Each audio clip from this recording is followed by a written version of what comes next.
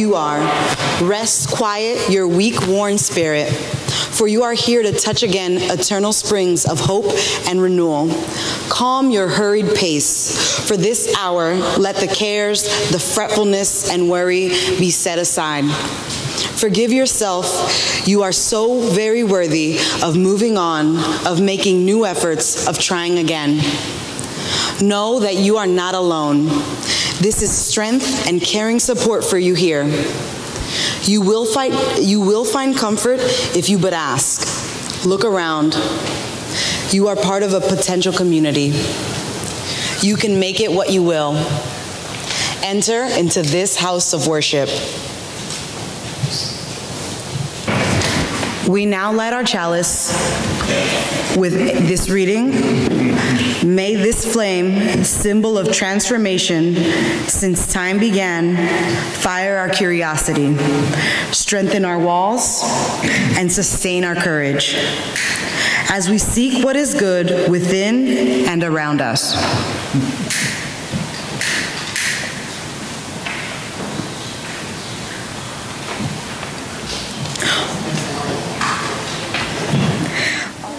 Everything is about to change, and it already has. It will be, it was, it is. The dawn you eagerly await to end the long, cold darkness is already full sun, far off in the east. Yet even after light's return, spring is months away. 30 long years pass after his birth before the Messiah comes. Stones of justice have been tossed in the lake, but their ripples have not yet arrived, have not resolved into the kingdom already present among us. While we wait, let us seek in the darkness of the now and not yet for the treasures God has hidden there, the riches of the secret places only found by night. This is what is promised us. The wheel of life turns ever on, and darkness is a path to joy. He is a community organizer from Power. Now let's greet him with the way that we greet all of our guests, with a nice round of applause. Thank you.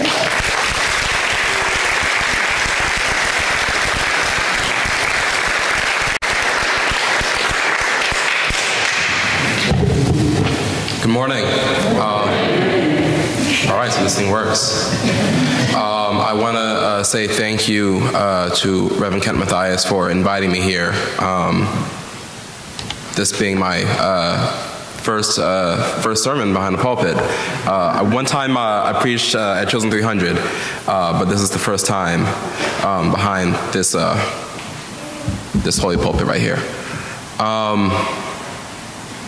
And it is not something that I take lightly, and I'm deeply humbled to be in your presence today and this morning. So thank you to all of you here as well that thought it worth your while to come to hear the sermon that I prepared today. I also wanted to thank a couple of my buddies, Jason and James, who came to hear me preach, didn't even know they were coming.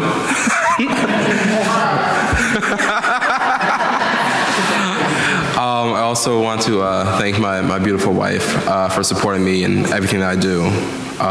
And I want to give a special shout out to my baby daughter, Noelle Renee, who's here with us as well. And so I wanted to come here today and speak a little bit about oppression and deliverance. Oppression and deliverance. I'm sure you saw in your newsletter that my sermon title is "Why Have You Rejected Me?" It's coming from the Psalm. It's coming from Psalm 43, verses 1 through 3, with a special emphasis on verse 2, which is where that psalmist writes those lines. Why have you rejected me? I want to take a moment to pray, if you will, and then we'll get into our text and get into the sermon. If you would bow your heads with me. I'm praying for my own faith tradition, my Christian faith tradition. Lord, thank you for this beautiful honor to speak to your people here this morning, Lord. I pray that you would equip me, you would empower me. I've studied, but only you can make me able to really fully deliver this sermon, Lord. If nothing else is done, I pray that your word will go out and that you will be pleased. In your holy name we pray. Amen. And so read with me if you will. Again, it's Psalm 43, verses 1 through 3. If you don't have it, that's all right. I'll read it with you. Psalm 43, verses 1 through 3. I'll be reading from the New American Standard Bible. Vindicate me, O God, and plead my case against an ungodly nation. O deliver me from the deceitful and unjust man. For you are the God of my strength. Why have you rejected me?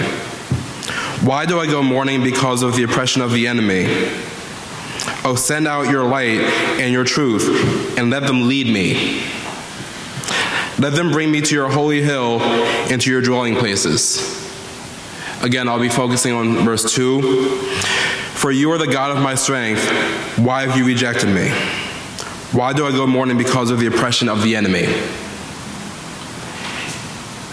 And unfortunately, this morning, as we sit here in our pews in church on September 29th, 2019, there is yet still oppression from the enemy. There is still oppression from the enemy because we've never quite dealt with that original sin of slavery, of how to treat one another. In my faith tradition, and I believe in many faith traditions, it speaks to this concept of love your neighbor as yourself. And a lot of folks would come behind a pulpit on any given Sunday and you'd hear a sermon of individual sin and individual repentance. That's not my message for this morning. My message for this morning is the concept of collective and corporate sin and the need for corporate repentance. It's not the sins of any one individual, any individual man or woman that has brought forth this oppression to those individuals. It is rather the sins of this country, of this nation, even today, that have really brought forth not only this oppression, but really the damnation of this country. I was reading this morning the Washington Post. There was a black man in Maryland who came upon these papers in his house, and he didn't know what they meant. He didn't know what they were, and he wondered, why were there all these names on this paper? What did this mean? They were dated papers. They were dated papers from the 1800s, and it had many, many names on them, and it said deed of manumission. Deed of manumission. What is a deed of manumission? So he went and looked it up in the dictionary. A deed of manumission is another word for freedom papers. It's another word for freedom papers. And I paused this morning to tell you that there are many men and women in this country today that are still looking for the freedom papers. There are many men and women in this country that, unless they have their freedom papers, they're not safe to walk these streets. Unless they have these freedom papers, they're not welcome in our country, in our communities, in our cities, and our states. Unless they have these freedom papers,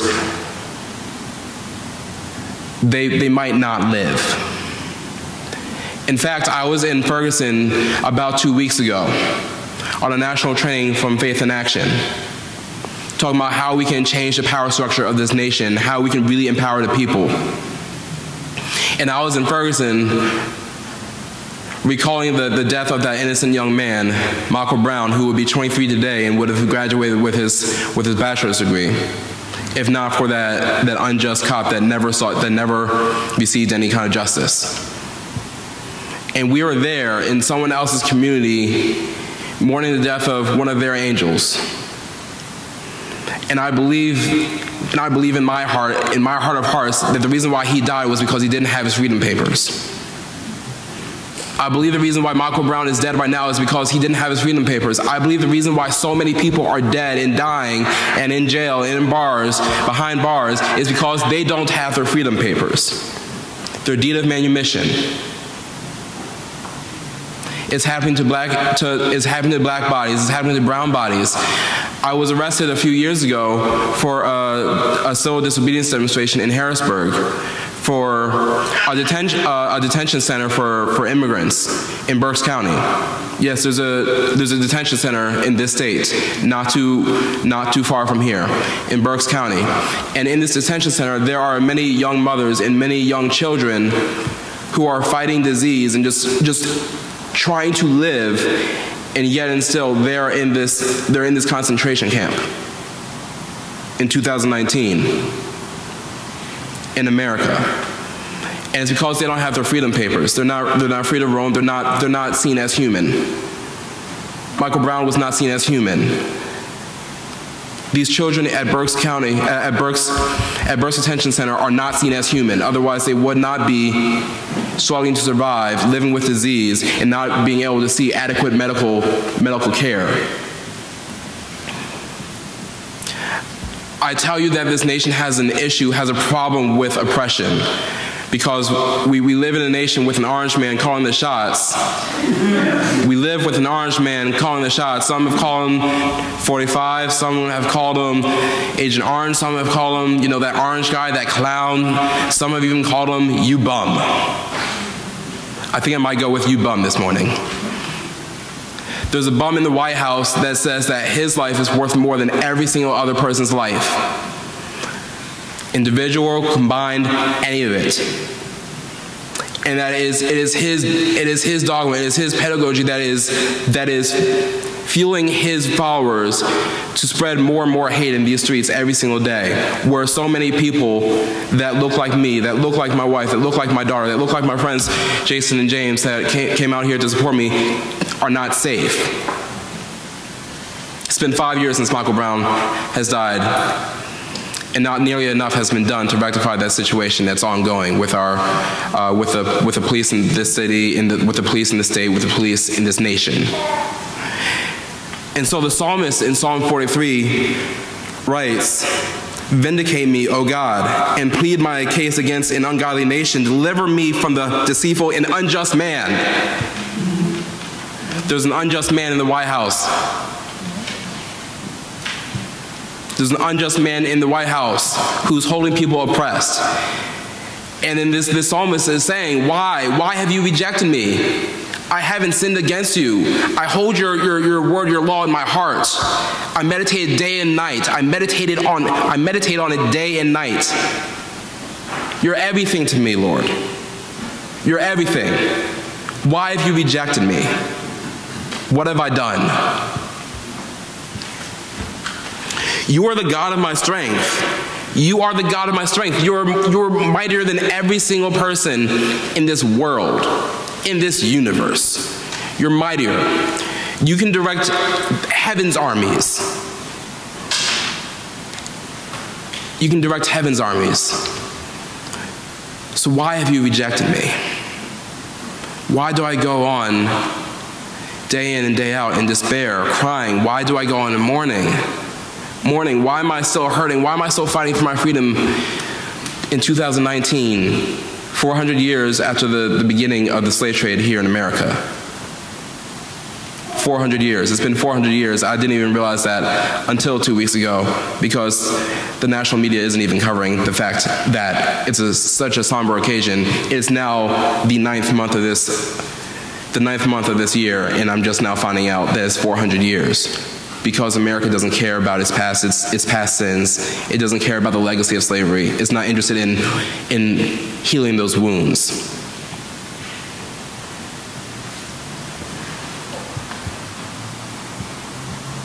Send out your light, Lord. Send out your light.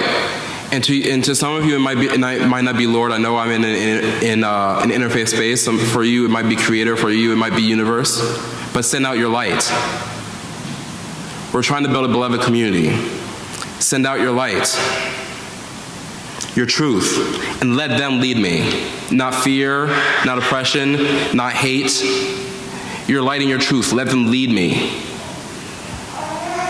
In my faith tradition, it says that who the Son sets free is free indeed. Who the Son sets free is free indeed. and that there is no one that is worth less than anyone else on this earth. There's no one worth less. I believe that there is sin rampant in this nation, and I believe that folks that are committing that sin, I believe that this nation is not going to repent of its own, that it's going to take people like you and me to fight for social justice, to fight for justice, to fight for the rights of every single person so that every single person can be seen as equal, can be seen as valid, can be seen as whole. But it's only going to come from the work of all of us. Because in my faith tradition, there was another one that was rejected. There was another one that was rejected, that was killed by the system. But he rose back up again, and then through that sacrifice, he gave freedom to everyone. He gave freedom to everyone. And so who the Son sets free is free indeed. And so if in my faith tradition, I'm already free from my God, I'm already free because of what my God did for me some 2,000 years ago, then it's now on me to build that beloved community. It's now on me, it's on you, it's on us to build that beloved community. Why have you rejected me? He says, I haven't rejected you. I've been here all along. I've been mourning with you. I've been mourning with you. They rejected me. If they've rejected me, they will reject you as well. But it's up to you to fight for a better world, for a better vision, for a better direction of this country. It's up to you. Let my light and my truth guide you as you do this work. Let my light and my truth guide you as you do this work. There's nothing else important. There's nothing else more important than loving your neighbor as yourself, and to make sure that every single person is free and safe in our communities. And so as you wrestle with that, as you think about that, and work with that in your mind and in your heart, I call you to action. As Giovanna mentioned, I'm a community organizer with power. I fight for social justice and liberation. I challenge you to come out to a meeting, to an action, to a strategy team, and fight for social justice and work on the liberation of our black and brown brothers and sisters in this city. If you haven't been to a power event, I challenge you, come to one. It's going to take not just, if it's corporate sin that is hurting this nation, it's going to take corporate redemption, corporate salvation, corporate action that's going to save this nation.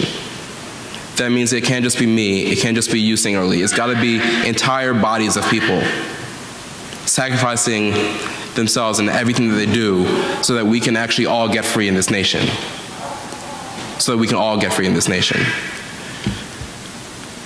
Thank you so much for having me here. Thank you so much for this privilege. I hope to see you at a power event. I hope to see you again. Thank you.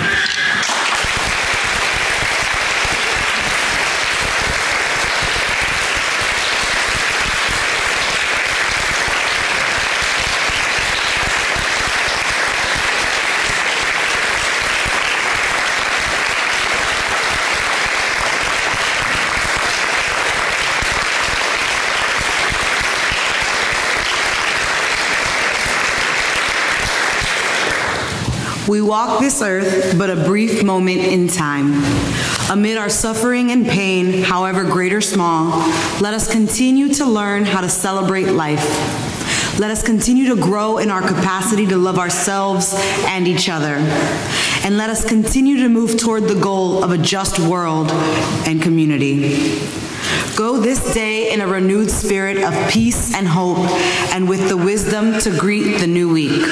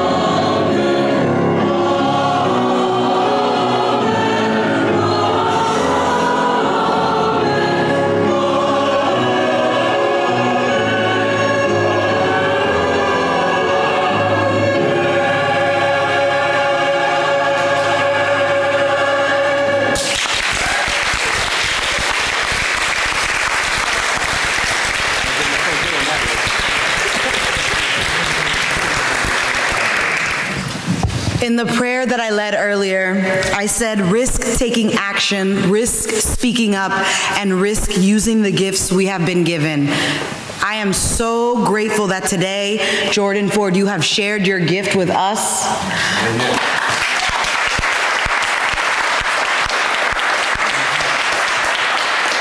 And I am sure that many people, if not everyone, in this building right now will say that you should continue using that gift to do the work that you are doing. It is necessary. And you have inspired me to continue doing the work. And I am sure that there are other people that you will see faces at your Power events, because that was just a gift that you shared with us. We are so glad to be here in the Unitarian Society of Germantown this morning. This morning we are having our social justice fair right through those doors. So as you share in your fellowship and in the gifts of food that that two villages have shared today, stop by the welcome table. If this is your first time here, you want information about our congregation. We're going to extinguish the chalice as we return to our lives in community and service. Blessings to you this coming week. Please pass the peace to your neighbors. Amen.